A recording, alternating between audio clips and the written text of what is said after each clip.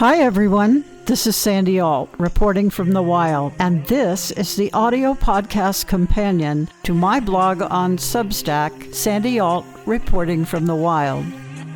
This is episode 2, Baby You Can Drive My Car.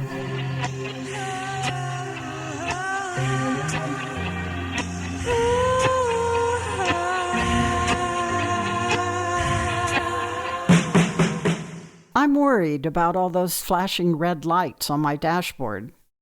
Are you experiencing blinks and beeps on your instrument panel saying that something's wrong? Now, I'm not talking about the dashboard of my car.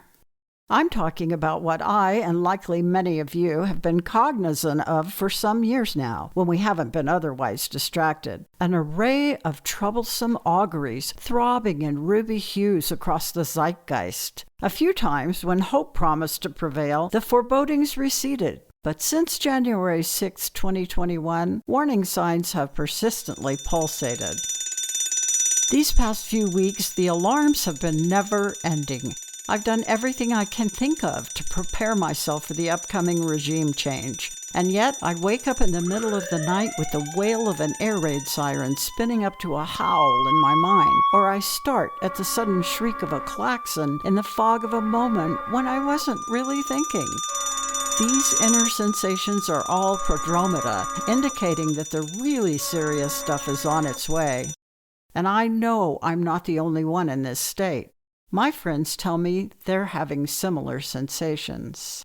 This is the curse of being aware. This blitz state hyperanxiety has had a transformative effect on almost everyone I know, and we each have different mechanisms for coping. Some friends of mine are leaving the country. Some heeded the first harbinger and left before it got this bad. Others are cocooning and don't plan to come out until it's safe.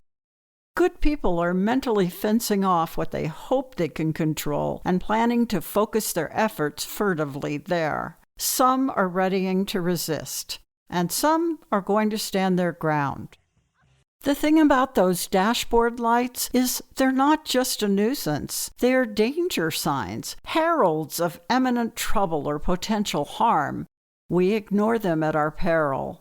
To be fair, few folks I know are ignoring them, but some who see them are either bewildered or frozen. After all, what can we do?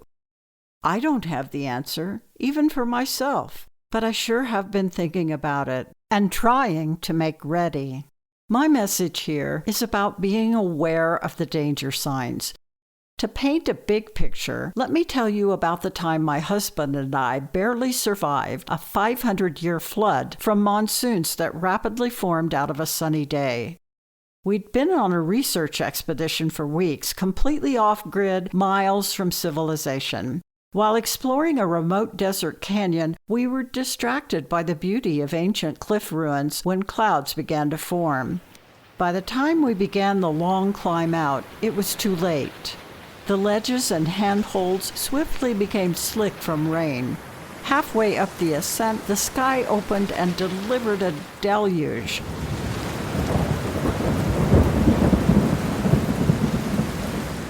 We were forced to take shelter in a tiny grotto in the cliff wall half filled with an ancient granary.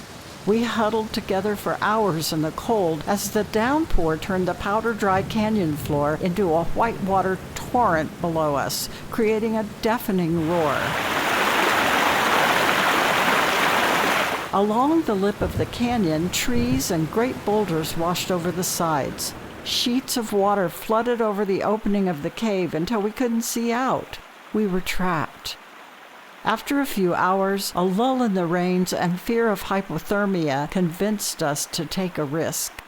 Scrambling over slippery ledges, we clawed our way out. The next morning, when the rain stopped, we packed our soaking wet tent and bugged out in the Jeep that we'd left parked on the canyon rim. Sluicing through mud-filled tracks, we somehow made it back to civilization. I've got a higher tolerance for risk than most, from my years of adventures in the wild and as a wildland firefighter. And I'll even add the years I toured with bands.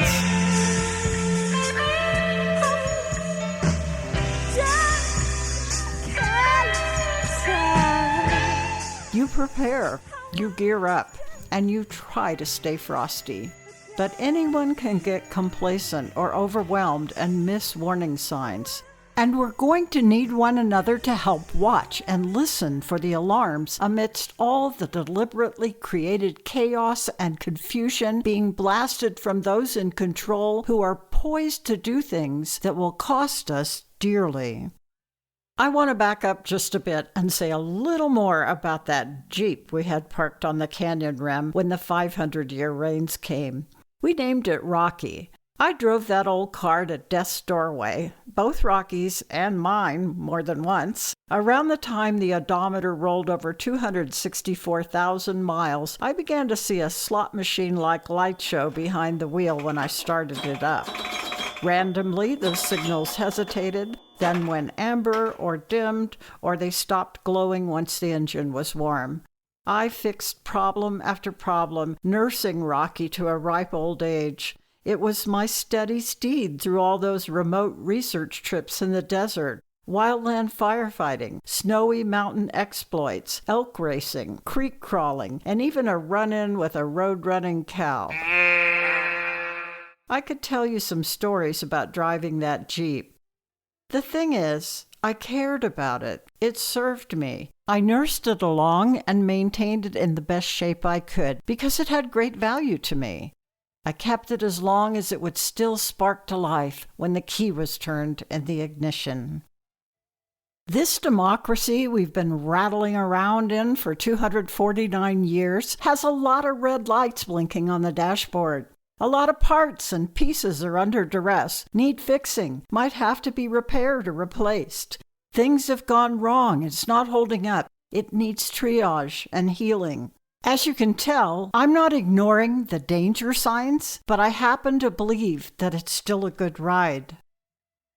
Right after the elections in November, with the oligarchalypse upon us, I wrote a list of things that we all might want to do to prepare, and I sent it out to friends and neighbors. Things like stock up on coffee, tea, and anything imported in case the threatened tariffs happen. Keep a deep pantry, get all your prescriptions filled, have some cash on hand, and keep some assets fluid just in case. Make sure your tank is full or your car is charged and the tires have good tread. Renew your passport. Learn at least a couple important phone numbers by heart. Because the threat to our democracy, to our country, to our unity, it's no longer a blinking light on the dashboard. It's the sky-falling ruination siren that signals peril to our way of life and the disaster that is about to befall our country as the billionaires, liars, and greed-driven powermongers prepare to take hold and take all. That's the deluge. My plan for now is to stay, create, lead, and keep the truth out there. As for you, check your dashboard, honor your instincts, and stay safe. And if you need to climb out, baby, you can drive my car. It's parked on the rim, and I'm not going anywhere. This has been Sandy Ault, reporting from the wild. You can read and subscribe to the companion blog to this podcast on Substack. Take care.